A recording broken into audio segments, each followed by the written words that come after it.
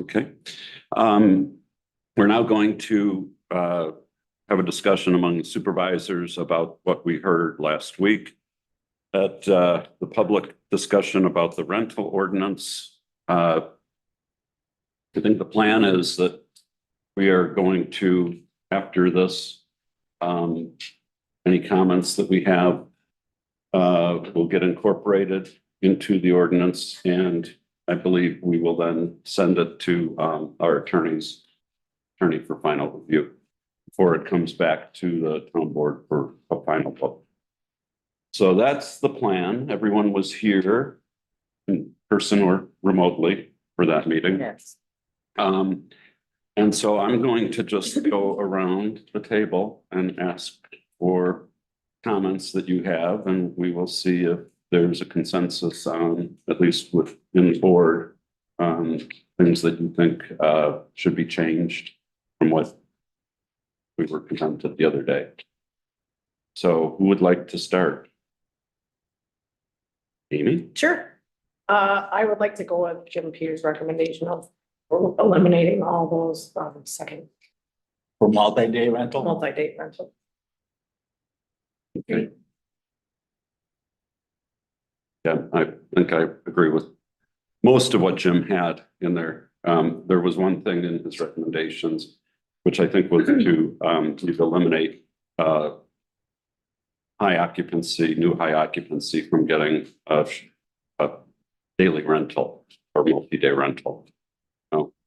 Okay, I must have misunderstood. Anyhow, anything else? Okay.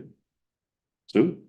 Yeah, I've got a couple of things. So when I was on the Zoom last week, Melissa asked a question about, let me see its page. About supervision of the rentals, Mhm. and it's page 10, item L, and it says all premises shall be supervised by owner, manager, or authorized agent while occupied. And I just wondered, because that's different than, needing to be there to fix something. Can I have what is the definition of what this is? Where is it again? It's on page 10. The top, what's the top of page 10? Yeah, and then. Number 7. Right before number 7, Face it, L. it says all premises shall, which means that every single premise will have to be checked while it's occupied. And I'm just thinking about some of the rental agency and management companies, they're gonna end up probably having to hire someone to do that. I just wondered what was the reason for that, because I think that should be removed. That's one of the things. And then I also, on the definitions, on tiny houses, if you look up the definition of tiny house, it can be on foundation, but it also can be freestanding. And so I'm thinking the tiny houses that a lot of people that come up here in the summer to use, and then they move them to a different location to work, or that maybe it should be required that it's on a foundation. And then my follow-up question on that is, once it goes on a foundation, does it go on the tax roll? Because now it's a permanent building. So those would be two of my questions. And I think that might be, yeah, that was my questions. So the question on the supervision On page 10. on page 10. Yeah, so that seems to apply to even like long-term rentals. Yeah. Mhm. So I guess the question is, what does supervised by? Do you have any thoughts on I that? would think that is that within a phone call, if there's an issue, they could get the issue resolved. That's already in the ordinance, so if that is what you see this to be, then I would say we should delete this sentence. Because what this sentence says is that they shall, which means they will, check every occupied and they're gonna have to hire people to do that, from my experience. And so could you repeat then the second part of your, The second part was tiny houses. the definition. okay, Yeah, it's in the definition, page you 8. got a question for Ed on tiny house You and know, I think any dwelling that's designated as dwelling, they're gonna get a rental from it. It's gonna be a dwell. It's gonna be unattachable, whether it's on permanent foundation, columns, cement blocks. Okay, Because it's been designated as that's necessary to be a dwelling to be rented. but this says it has to be on a permanent foundation. And so by doing that, with us being seasonal, that's gonna make it where some people that come up here to work and live in tiny houses in the summer and then go maybe to some southern state to live in that same tiny house. You're thinking of a mobile home. I'm not, I'm going directly off the definition Yeah. from Wikipedia for tiny house. I'm not thinking of a mobile home. I don't know that, Wheels qualifies as the tiny house, As a what? as the tiny house. No, I didn't hear the first part of this. he doesn't House on think that wheels? a house on wheels qualifies as a tiny house. It does if it's under a certain footage. That would be more of a, in the definition. Why do we have the definition of tiny house in here then if you say there aren't? Well, because we're encouraging people to go ahead and build tiny houses. And they use it for residency or sure, right? All right, well, my comment is that I think that this should say it can or it does not need to be. And according to the research I did today, that's what's kind of recommended, that it can or doesn't have to be on permanent. That's my comment. Okay, thank you. Can I just Yeah, answer go, one other part of please. the question? The thing about supervision, that's existing language. The only thing that's changed is will to shall, so that it's consistent throughout the ordinance. This is existing language that's existed since the current ordinance been. But that's a big difference, So it's- Michael, will and shall, because, It's just a legal definition. but I know in our last Okay, meeting. I just want to explain, it's I not, should be it's not a able to new, explain it's not a also. new, yeah, I'm just saying, I'm not arguing. Just, it's not new language. It's been in there forever. The word shall, which means will happen, He said before it had said will. be Yeah. supervised. will and Definition shall. of shall is at the beginning of that ordinance. The paper, it says with the town. I don't have my paper in front of me. Thank you. Samantha?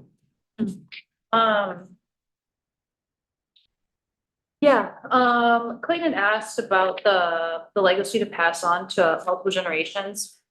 And I'm just wondering, is there a way to word it in a way where it's not limiting to one generation versus multiple? Without it being something in perpetuity? Well, I think the current language allows that, in that it says that, let me get to that, do you have a page number there? Okay. Nope, but we can try. Okay, I've got one here. It says the property does not change hands except for a one-time transfer to a child or children, or a transfer that is not subject to a transfer tax. And so, passing on, like, bequeathing property Mhm. would not be subject to a transfer tax. Okay, and so the way I have read this is that you could sell it to a child and then they could give it to their children, who could give it to their children, who could give it to their children. But only one of those could be an actual arm's length sale. But that, that can be changed if that's something you have. I'm just trying to understand it. So then is it a requirement or it's their choice? They can sell it to multiple generations or they only need to. With the way this is written to keep the grandfathering in, they'd have a one-shot sale opportunity, but the descendants would have multiple opportunities to pass it on without selling. So just leaving it to, Putting it- That's only if there's not a tax transfer on it, which could happen in in handing things down to the family. You get taxed on a lot of things. It's again, it's slippery slope on that. Sorry to speak out of turn. sure, thanks, Clayton. But I do think that the intent is to not have a barrier to family legacy Mhm. property Mhm. continuing to be passed on if there's not a bona fide sale. At least that was my interpretation of it. I saw it that way. Okay, anything else there, Smith? I'll have, we can keep going. Hey, Mike? I agree with Amy, to eliminate, delete the 3.4 multi-day rental. Mhm. And if we do that, we would eliminate number 11 on the next page over, the bottom, the property owners of record in the point. And I don't see any reason, it would all depend, if we eliminated all of that, everything. If we just eliminated everything in 3.4, and number 11 would go too. But I'm just saying that if that doesn't, if we don't eliminate 3.4, definitely should we eliminate number 11. You would want number 11 No, eliminated? no, I would, You don't? I would want it eliminated, right? Okay, and you're, so that's the property owners could get a permit not subject to the cap. But if they're grandfathered in, that it's like you're putting. There's two ways of going about one thing. Mhm. And if they're grandfathered in, they're grandfathered in. Right. So you don't need number 11. The, what's grandfathered in when we're talking about the grandfathering is people who have a rental permit already. Number 11 deals with property owners who don't have a permit yet. They just have a dwelling that they haven't rented out yet. And this would give them 10 years to get a permit if they wanted to, and at some point in the future, rent it out. Okay. Well. That's what and then 3.5, the daily rental. And I don't think there's anything wrong with making it a 2-day minimum. I mean, there's places, there's motels and things, if you're just gonna stay here for the night, if you miss the ferry boat, you gotta stay here at night, stay in a motel. Right. But Yeah, I think that I heard that at Thursday's meeting that people thought 2 days was fine Yep. as a I minimum. didn't hear any opposition. Yeah. And, we probably, to make it simpler, should also change the high occupancy minimum from 3 days down to 2 days, just to have everything be 2 days, other than if it's in the commercial district. Yeah. How do people feel about that? It's good to have it be a consistent, Like, yeah, So 2-day minimums, other than in the commercial district. right. And I agree with what Clayton said on Thursday about getting too confusing. That's why that it does. I mean, you sit there and read it, it gets real confusing. It's permit. And then on page 18, under section 4, for the events, under 4.1. And I think one of the Brummers brought it up last time about the eliminate number 2 for the events are allowed without an event permit at all rental dwellings holding a long-term rental permit. Yeah, I mean, that's basically saying that, they're just treated as if they were owners. And so, yeah, I don't think that's necessary. I don't either. I So, mean, okay, we can take number 2 out. and that was pretty much. Yeah, because it's already the case.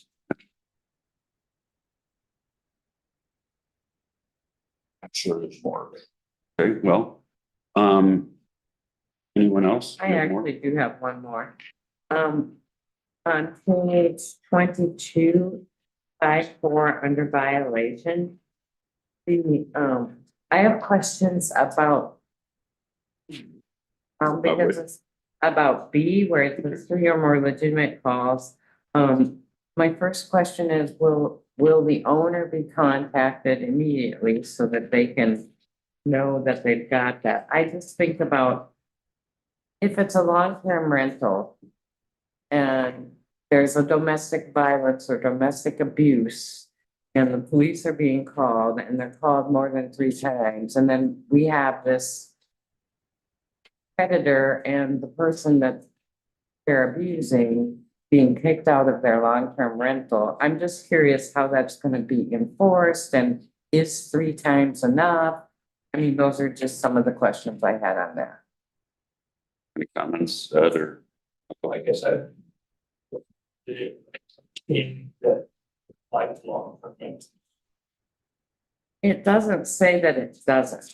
It does say that, all these incidents, the 3 incidents is just for 12-month period. And I mean, hopefully we don't have any of that happening here, but then I also don't want it to be, we've got a rule that, you know, the people, and then So also, maybe we should just in the number 1, say short-term rental permits may be revoked.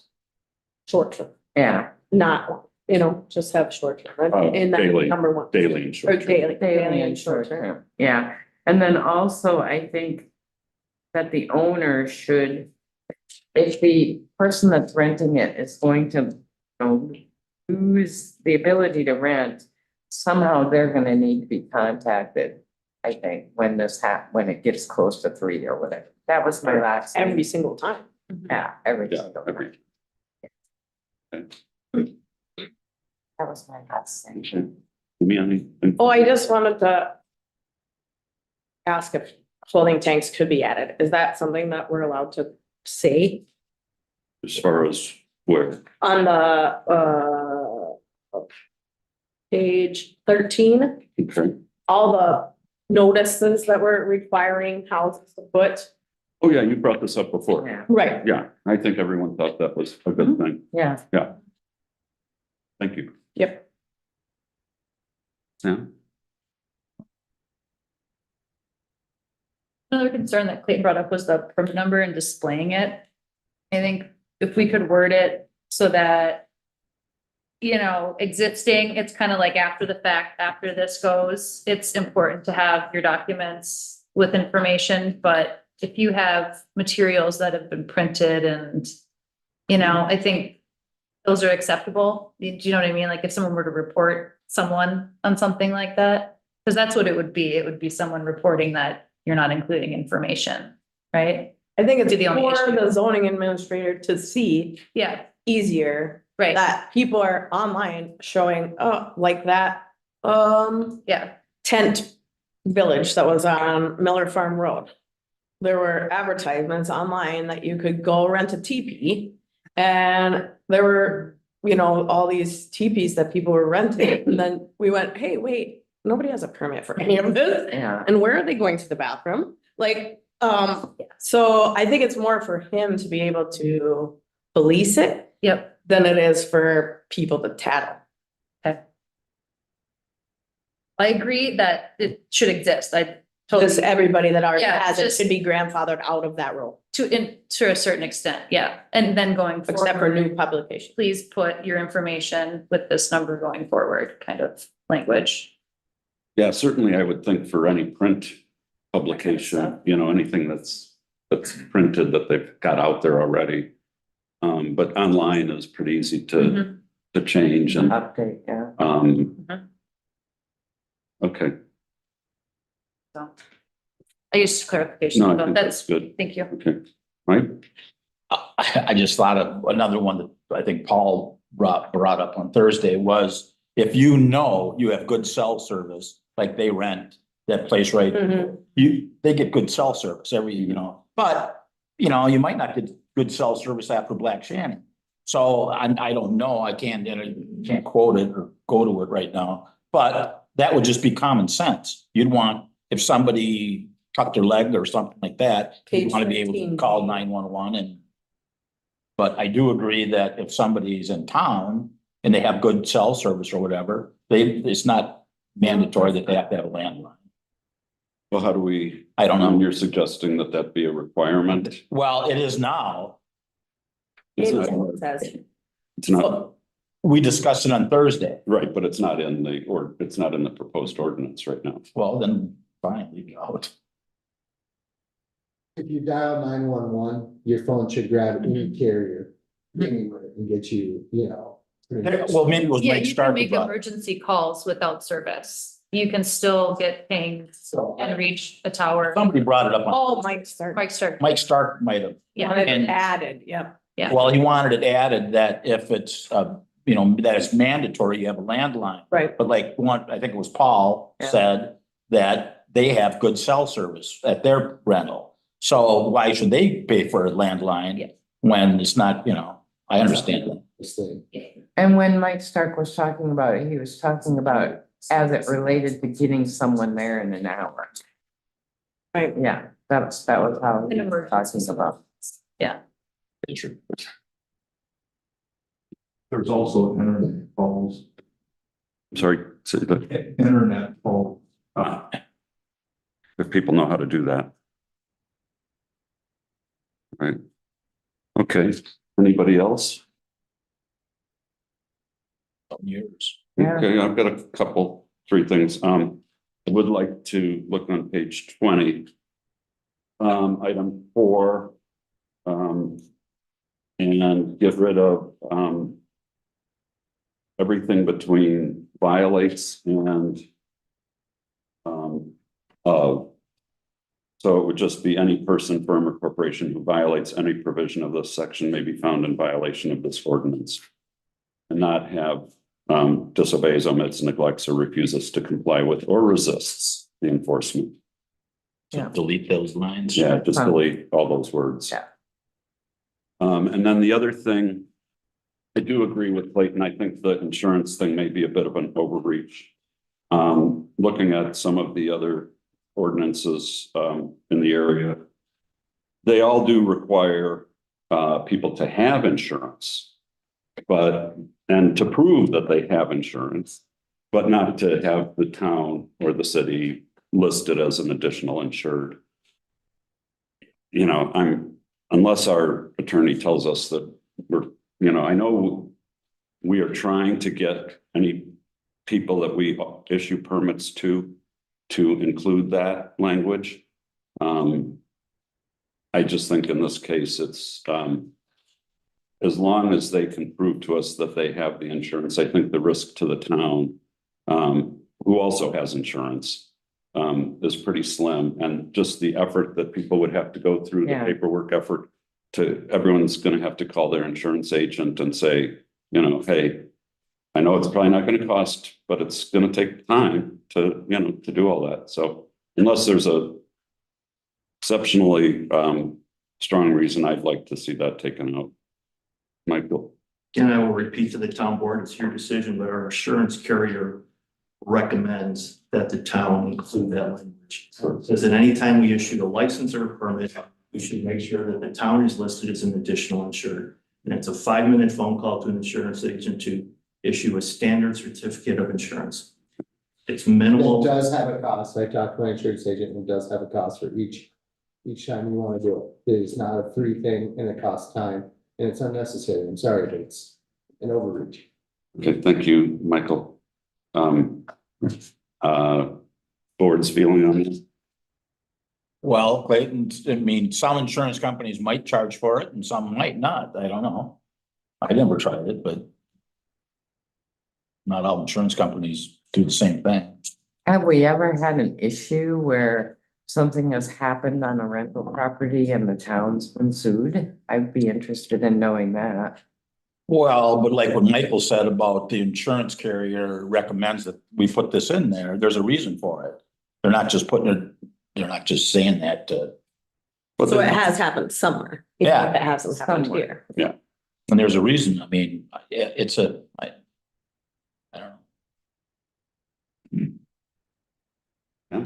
Is it necessary? Does it change how we will go forward with our short-term rental permits? If we don't do this and down the road an issue comes up, will it affect, the rental, the town, if we do it or not? You mean, would they be able to maybe later do it like add it on later? No, I mean, are we more likely to be sued without it or with it? Why don't we ask Michael to talk, because you already said, Michael, that they recommended this language. You could ask them, what happens if we don't use that language? See what they say, Will our rates go up? or, you know. if Yeah, is there's there a reason- reason that for If this? there's a reason for You it. know, if it remains unchanged, whether we have it or not, I think creating more work for short-term rentals is not necessary. Right. But if there's a significant, Michael? Can I address that point? It's not creating the reality is, if we're gonna require them to carry insurance and prove that they have insurance as part of the rental permit process, it's no more work to call up your agent and ask for that certificate of proof than it is to call up your agent, ask for that certificate of proof and say, make sure that you list the town of La Pointe as an additional insured. It's no more work. I've got some insight. if you- Go ahead, Paul. At the airport, we've been requesting certificates of insurance on the hangars for years, and, there's no charge. I got one myself. With the town listed as additional insured. Town listed as additional insured. Secondly, as far as the insurance goes for the rental properties, there's two forms of insurance. There's homeowners insurance and there's commercial insurance.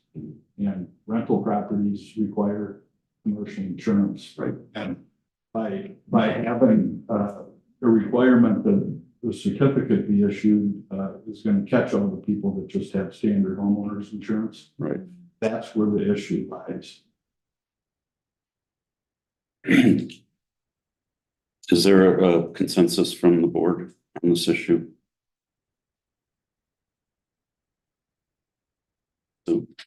I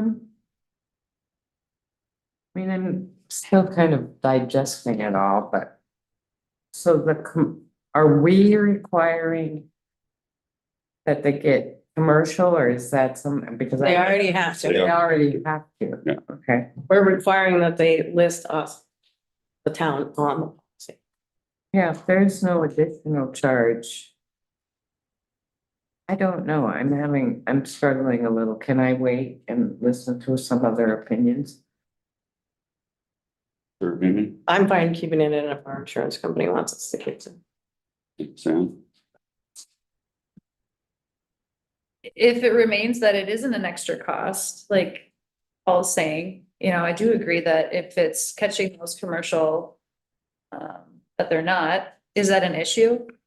That renters, short-term rentals are not getting commercial? Commercial insurance and all that. So Like, are you know what I mean, when they. That's my concern with listing the town, I guess, is that, let's say something happens, the reason the insurance company wants to be listed on it is to lower their liability on if the town doesn't make a proper response to a call or something in the house. It's to lower the town's financial responsibility if something happens. They want to hand it off onto the homeowner role, is what it basically sounds like. We're saying, you know, if there's a problem, it's gonna be on that property, it's gonna be on the homeowner's insurance, not on the town's insurance, even if a fire truck, say, runs into a garage or something like that. It'll fall under the homeowner insurance instead of under the town's insurance. And thus, down the line, costing the homeowner the money and not the town for a town mistake. Earlier, you said that you checked with your insurance carrier and they said it would cost more. Did you ask how much? $50 per, or $50 a property.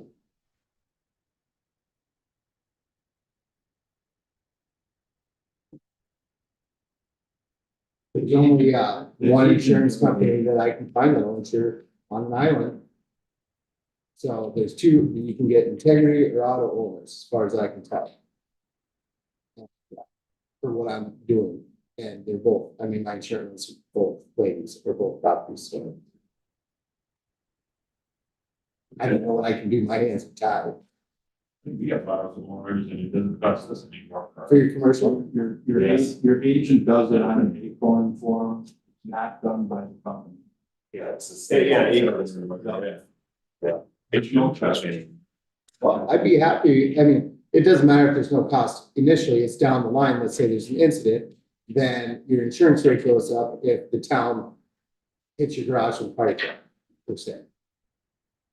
All right, Michael. That's my. Okay, we're gonna go back to just town board members. I appreciate it. No apologies. I encouraged it. It was helpful. But at this point, Michael, when this goes to the lawyer, would you ask the lawyer to indicate whether he feels that this is important enough to be in here? Okay, also a question came up about grandfathered properties that might have additional, like someone might put an addition on.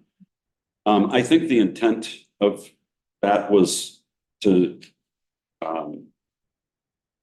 not have a non-high occupancy property become a high occupancy property kind of backdoor, and then not have to go through the CUP process or whatever process.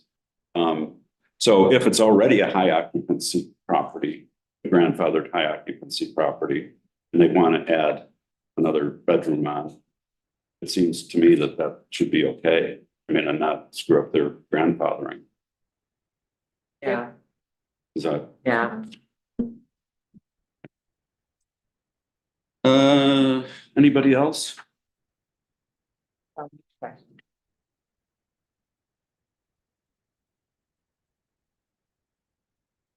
Generally, anytime when we look at an ordinance, change things in an ordinance, which we're doing at this rental ordinance, there's like a due date. There's a date in like 2 years down the road, we review it, it's reviewed, things change. I don't see it on here at all. There's some type of policy, I you know? don't know. You know? You mean like a sunset provision? Well, it's like when you do when you do an ordinance, then on the bottom, it usually says it'll be looked at again, and then it's usually like 2 years after, something like that. Well, one of the things that is To in make sure it here, doesn't go forever. one of the things that is in here, which would provide that to, is that The the one town, 25. yeah, that we will look at that every November. And so that will bring this whole ordinance, if you will, to the attention of the town board every November, because they'll be looking at that number. For the short-term Right. rental, Yeah, outside of the commercial district. Yes. yes. Yeah. Make sure that's not. We did put that in the town board. I wasn't on the town board, but the town board did put that in when they passed the ordinance that basically allowed Jody and Elena to do, Sunset clause. yeah. Yeah, Although the town board never looked at it on the date that was in the ordinance to have them look at it. So, We never had any complaints. yeah. So, but anyhow, I do think unless someone wants to have more than just the town board looking at this every year when the number, the cap comes up. I think that should work. I mean, and then if there's other issues. It'll be on the agenda, Yeah, so we'll people be that able to have talk issues about could it. come in Right. when Yeah. it says, Yeah, Until ordinance cap. yeah. yeah. Okay. All right. Anybody else? Okay. I think we're good. Michael? Thank you. Thank you, TC, and we'll look forward to getting something from the attorney. So moving on, the next item on the agenda is discussion among supervisors of expanding the town plan commission. And town administrator has reminded me that this would need to be a public hearing called by the TPC. And not one that is called by the town. So I'm just going to share with cares my reasoning behind the expansion, and the board can decide they want the TPC to consider this and have a public hearing or not. And that is that I in the course of talking to the folks that I talked to about the rental ordinance, that came out that the TPC has believed that you had to be a year-round resident in order to serve on the TPC. And that's not actually legally the case. You have to be an elector. You have to be a voter. And in fact, so we have no representation on the TPC from people. Now, granted, we have Jim, who's not full year, and now Sue Ellen's not full year, but we've systematically been keeping folks off the TPC who were seasonal to begin with. And I think that if they're voters, they deserve to have their voice heard on the TPC. And you can't just add one person, you have to add two. And so that's the thinking. And I think we're missing out. And in fact, we're going to hear from our townspeople about the comprehensive plan. But, you know, specifically on page 34 of the comprehensive plan, it says, whenever allowed by law, the town should modify bylaws or guidelines in order to make membership on town-appointed committees available to year-round residents, seasonal residents, and others who are part of the broader island community. When vacancies occur, the town should promote the opportunity and broaden the pool of interested and qualified candidates. So that's the thinking behind the suggestion. Yeah. So if you would like to pass this along to the TPC and have them do what needs to be done, do a public hearing and see what the public thinks. So I would like the TPC to talk amongst themselves and decide, they know better than we know. They're the people that work on it. There's 5 members. And if they think it should go to 7, you know, let's hear from them. well, I'm interested in Maybe- hearing maybe what they they don't have want- to say, but I don't think what they say is going to be, should be definitive. I think that, you know, if you're part of a small group and someone says, I think we should increase it, you know, that small group isn't going to be too keen on increasing it because it dilutes the power of each person who's already on that committee. So I can see, you know, not wanting the board itself saying, no, we're fine with 5 people. Whereas the town board, who represents all of the constituents, you know, should have some say that we would like to see this TPC moving forward on this.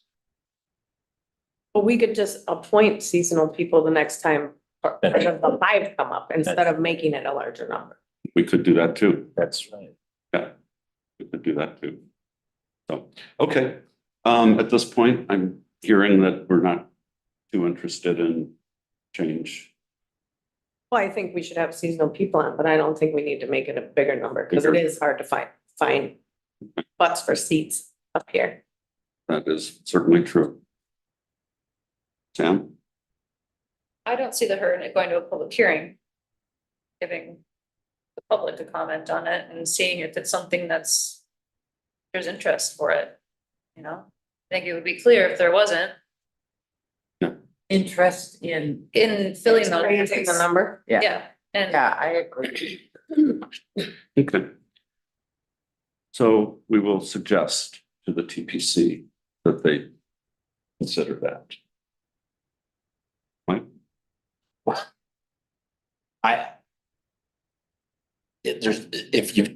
I think what Amy just said is the right way to do it. If somebody seasonal wants to sign up for it, sign up for it. The next time, we're gonna lose people. Right. And then sign up for it and then let them on. Okay. Well, as long as it's understood that there is this segment of the population that currently doesn't really have a voice on the TPC. All right, moving on, if there's no more on that, we now move on to the exciting second half of our meeting. Discussion with the townspeople on the comprehensive plan and maps. And thank you to the Comprehensive Plan Steering Committee for their work, and TPC and the town administrator for your work on the comprehensive plan. This is really just an opportunity right now for the townspeople to comment if you have comments. The town board can take up after we, at our next meeting, even potentially next Tuesday, if, depending on what comments we get from folks here. So I will open it up. Any comments on the, do we have a, Sandy, you have their. Mike and Sandy? If you can unmute? That's my mouth. Oh, that's your. Oh, okay. No, any comments? Paul's got his hand. Paul, go ahead. I'll reiterate what I did at the beginning. I'm still opposed to the expansion of the C1 zone or creation of a mixed use zone along Middleton. The vast majority of respondents in that survey didn't want to expand commercial activity outside the existing C1 zone. See page 48 of the comp plan. Any sizable business activity is supposed to take place in the commercial core, which is zone C1. See page 47. And the majority of respondents oppose commercial activities outside the existing commercial zone. See page 61. The comp plan should reflect the community's priorities. Page 11. How an investor or developers monetary gain. As your constituent, I request that you keep Middle Road Zone W2 low density. Furthermore, the new comp plan should also state that zoning conflicts should be avoided, just as it was stated in previous plans. Thank you, Paul. Paul, if I can ask you a question. Sure. The future land use map that is being proposed does greatly shrink what had been mixed use on the future land use plan from the prior comprehensive plan. Are you suggesting that that doesn't go far enough? I think it goes too far. No, I don't the think shrinkage I doesn't don't go think there far. should be any mixed use zone because people tend to think mixed use is the same as C1 and it isn't. It's not even close. And just to get rid of all that altogether, I know it was brought up the last comp plan and was shot down, and I think it should be shot down this time. Well, if I'm not mistaken, the last comp plan did have mixed use all the way to Russell Bay. Guess what? Never made it to the final plan. I've got maps that it's not there, it's still W2. Okay. There were other comp plans where they wanted every buildable lot to be, or every lot to be a buildable lot, and that was taken out as well. That'd really be a mess. One's right on the future land use map, not saying the existing land use map did have mixed use all the way out to Russell Bay. Not saying that that's how it was, but it was under the future land use map, because this is a, you're looking out 10 to 15 years. It's not saying that that's what it is presently or Right. going to be. Right. It's just like everything in a comprehensive plan, you're looking forward 10, 15 years until you redo it again. Does that mean? I'm anxiously waiting for that. So does that mean that it's never gonna happen? Then leave it in there. You think you might have to take it out? Good. Thank you, Paul. Any other comments? Lauren, you had a question. Yeah, I just wanted to make it known that town board members that the library last spring wrote and received $8,000 in grant money to further explore the idea of a community center, RFP mostly. And but we still have that money available. So I know that the comp plan is more of a suggestion of direction, but that when looking at those topics, know that the library has monetary support to further explore that. If we don't earmark, it's earmarked for an RFP for community center, but if we don't make plans for it or use it by April, we use it. So This April. this April. Okay.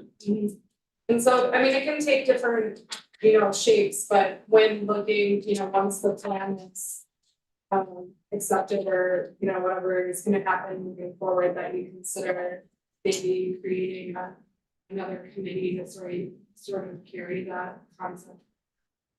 Thank you, Lauren. And would that grant be available to that group? I mean, with the library being. A part of it. Yeah. Yeah. Yeah. Lauren, when you say we lose it if we don't use it by April, does that mean it's gone, you can't use it for something else? That's correct, yeah, because the grant was specifically written, under the days that the library was, further exploring, what potential there is in even having a community center in our community, so it was purely exploratory. But that's what the grant was specifically written for, so if we, you know, we can, if we have a plan in place by April, I believe the money can be extended. Can be available to us, but if we don't have a plan for it, or there isn't a, you know, useful way to adhere to what it was originally written for. Thank you. Any other comments? Questions?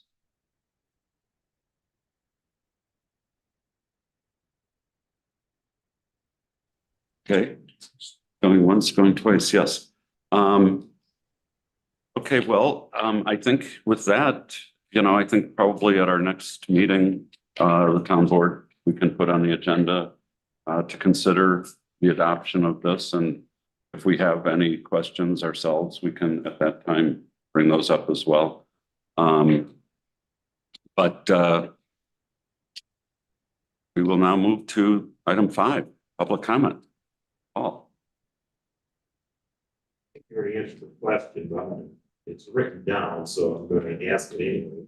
What is the impetus for going from 5 to 7 members? Who exactly wants to be on the TPC? These questions were never answered last week, so I guess I'll just have to see who gets appointed to find out. 2, has anyone ever read the zoning ordinance? Do you realize you can't change the ordinance without a public hearing? More amazing to me, the chair entertained a motion to change the zoning on a voice vote that evening. Wasn't the chair on the Board of Appeals? Shouldn't he have read the zoning ordinance? Tonight, I will offer to read to the town board the entire zoning ordinance. Certainly can follow along. So that then you can say you have read the ordinance. Bring coffee, caffeinated soda, or get a prescription for some Ritalin or Adderall, because it's gonna take it. 3, get events out of the rental ordinance. They should only be allowed in the C1 zone. And finally, number 4, is Clayton Douglas the 6th town warden? Does anyone else have a say? If so, would you even listen to it? Thank you, Paul. Anyone else? Jim? Charlie? Someone? I think that, the town board is making good changes to the rental ordinance. And I think, having rental permits expire on June 14th instead of and renewed on July 15th is a good thing. I like the no limit on the number of long-term rental permits. Also, no limit on the number of short-term rental permits. I think that limiting the number of active daily rental permits is a good thing. Grandfathering in existing short-term rental permit holders to allow them to exchange that permit for a daily rental permit is also good. And allowing the high occupancy dwellings to apply for long-term, short-term, and daily rental permits. Also grandfathering in existing high occupancy, short-term rental holders to allow them to exchange that permit for a daily rental permit. And regarding events outside the C1 zoning district and the intent to adopt the new Wisconsin state statutes event language on 1/1/26. Enlisting the public safety concerns and adding Amy Baxter's suggestion to include info on holding tank alarms. The only 2 real changes that I think would help with the rental ordinance would be to remove the section on multi-day rentals. And secondly, to require all daily rentals to be for a minimum of 2 consecutive days. This would include the grandfathered properties.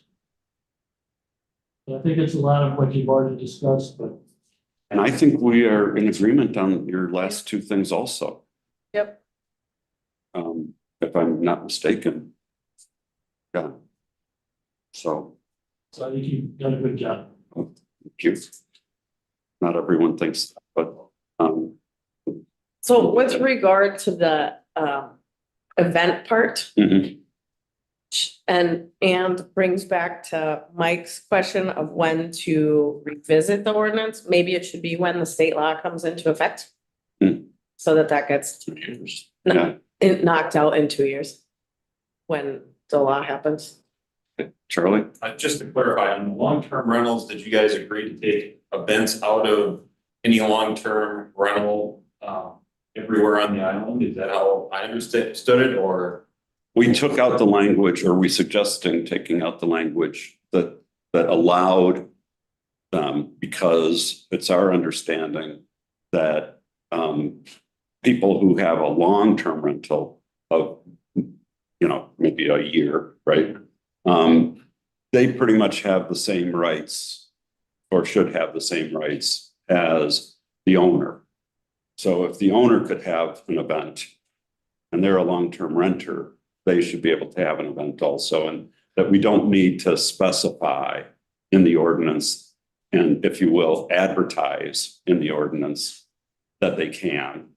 We will just leave it out of the ordinance, and they will be treated as if they're an owner.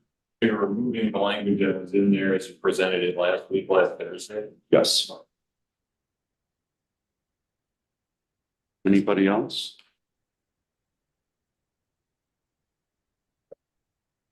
Okay. We have a motion to adjourn. I'll make the motion, we adjourn. Second. You can second it. All in favor, say aye. Aye. Opposed? Motion carries. Thank you all very much. Stay warm. Yeah, you want to. Try. Thank you. Thank you, everyone. Right, thanks for being. It's